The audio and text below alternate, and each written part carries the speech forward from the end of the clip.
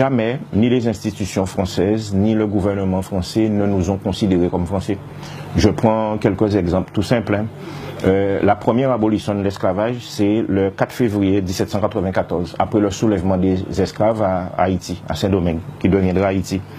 Les Guadeloupéens sont tous français dès le 4 février 1794.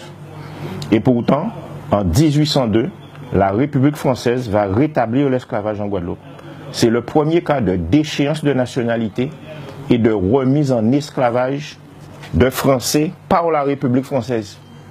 Donc, à un certain moment, on se pose des questions. Et ça nous a coûté quoi? 10 000 victimes, dont 300 décapitations sur la place de la Victoire et à Bainbridge. En 1848, la République va abolir l'esclavage une deuxième fois. D'accord? Et que fait la République? Elle va indemniser les propriétaires d'esclaves. Et les esclaves vont se retrouver hommes libres, sans un sou, sans terre, sans logement, avec l'obligation d'aller travailler sur leur ancien maître. Donc en fin de compte, l'abolition de l'esclavage n'a été qu'un acte politique pour sauver les maîtres et maintenir la domination coloniale comme elle l'a été avant l'abolition de l'esclavage. Et on peut aller encore plus récemment.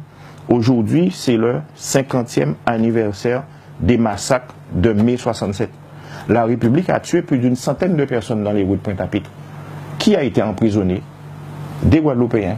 Qui a été décoré? Ceux qui ont tiré et le préfet qui a ordonné de tirer. Donc en fin de compte, la question, c'est pas de savoir si nous nous sentons français, c'est de se demander, mais est-ce que réellement la République française nous a déjà vus comme français?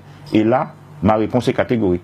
Pour la France, nous ne sommes pas des Français, nous sommes des sous-citoyens, nous sommes, comme je dis vulgairement, des macaques de la République, mais en fin de compte, nous n'avons jamais été considérés comme des citoyens français.